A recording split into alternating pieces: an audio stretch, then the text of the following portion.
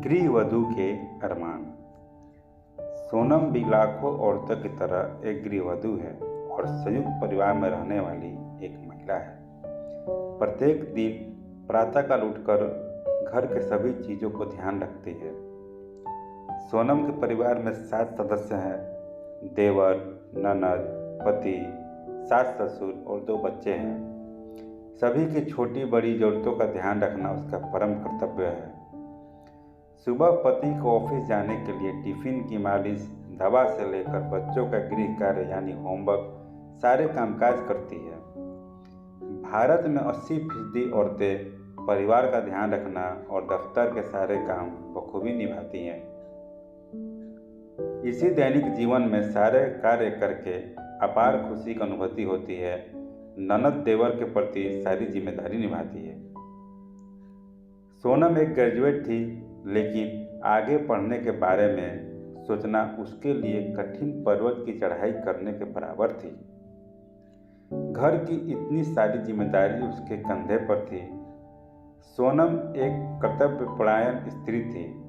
वह घर में सभी सदस्यों के प्रति जिम्मेदारी निभाने से पीछे ना हटी। ननद की शादी 2 महीने बाद थी। अपने पति से वह आगे अपनी शिक्षा प्राप्ति करने के विषय हेतु बात करना चाहती थी। सोनम के मन में उथल पुथल चल रहा था।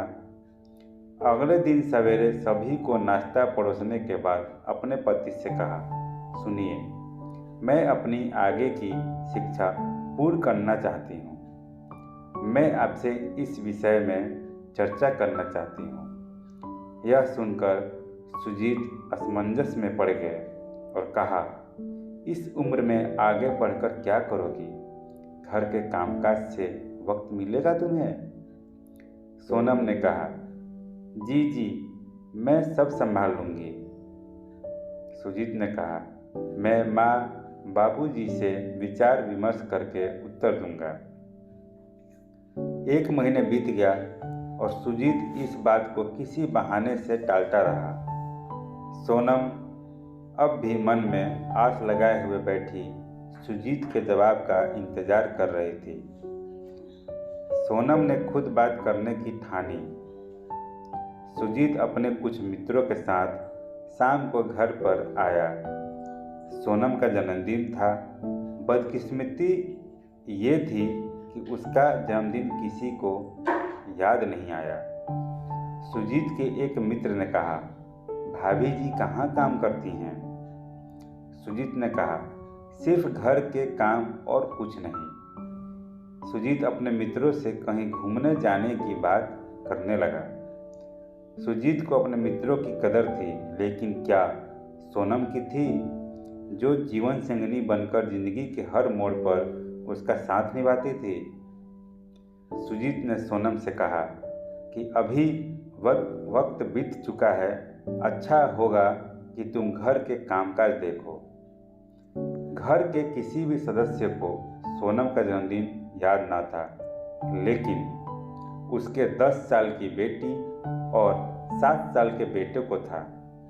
दोनों ने फूल और जन्मदिन का विशेष कार्ड देकर माँ को जन्मदिन की ढेर सारी बधाई दी। सोनम ने चुपचाप आंसू पोंछ लिए और अगले दिन रोज की तरह सारे काम निपटाकर अपने पति से कहा, मैं अपने बड़ी बहन के घर जाऊंगी। पति ने कहा, क्यों, सब ठीक है ना? सोनम ने दबे हुए स्वर में कहा, मुझे छुट्टी चाहिए। सुजीत सोच में पड़ गया। सोनम शाम को चली गई। उस दिन शाम को सोनम अपने घर के लिए रवाना हो गई। सबके सपनों को अपना कहकर जीने वाली सोनम को बहुत बड़ा धक्का लग गया था। परिवार में 2 दिनों में सबको सोनम की कमी खलने लगी थी।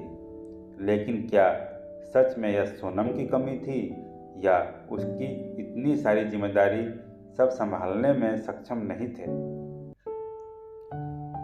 सोनम हर मध्यम वर्गीय स्त्री की तरह घर को जोड़ कर रखने वालों में से थी, लेकिन वह खुद 4 दिनों में वापस आ गई थी। लेकिन मन में यह दुख अवश्य था कि किसी ने भी उसे या उसके सपनों की कदर नहीं की। उसने अपनी ज़िंदगी से समझौता कर लिया और फिर से परिवार की देख रेख में जुट गई। आखिर में उसने सुजीत से कहा, सुनिए, मैं अपनी बेटी के साथ ऐसा कुछ नहीं होने दूंगी। वह अपनी पढ़ाई जरूर पूरी करेगी और एक काबिल इंसान बनेगी। सुजीत इसके आगे कुछ नहीं कह पाया और वहाँ से चला गया। सोनम के अरमानों को किसी ने समझने का प्रयास ना किया। यह हालत सिर्फ सोनम की नहीं बल्कि कई लाखों औरतों की है जो चुपचाप अपने अरमानों का गला घोटकर परिवार की सारी जिम्मेदारी निभाती हैं। यह हमारे समाज की विडंबना है। ज़्यादातर देखा जाए तो सिर्फ औरतों के सपनों की बलि चढ़ती है। अगर वह अपने सपनों को जीने की कोशिश करती हैं तो उसे स्वार्थी कहकर कोसा भी जाता है। यह समाज के सोच की ओर इशारा करता है। यह समाज के सोच को इशारा करता है। अच्छी सोच अच्छे समाज को जन्म देती है। अच्छे समाज से घर परिवार की नींव होती है। सोनम ने मन ही मन में यह चुनाव कर लिया था कि वह अपनी बेटी के सपनों के साथ कोई समझौता नहीं करेगी। स्त्री का अरमान सिर्फ किताबों तक सिमट कर नहीं रहना चाहिए। अब वक्त आ गया है कि हम सब मिलकर उनके दबे हुए अरमानों को पंख दें। दोस्तों, आपको यह कहानी कैसी लगी हमें कमेंट बॉक्स में ज़रूर बताएं और हमारे चैनल को लाइक एवं सब्सक्राइब जरूर करें। धन्यवाद।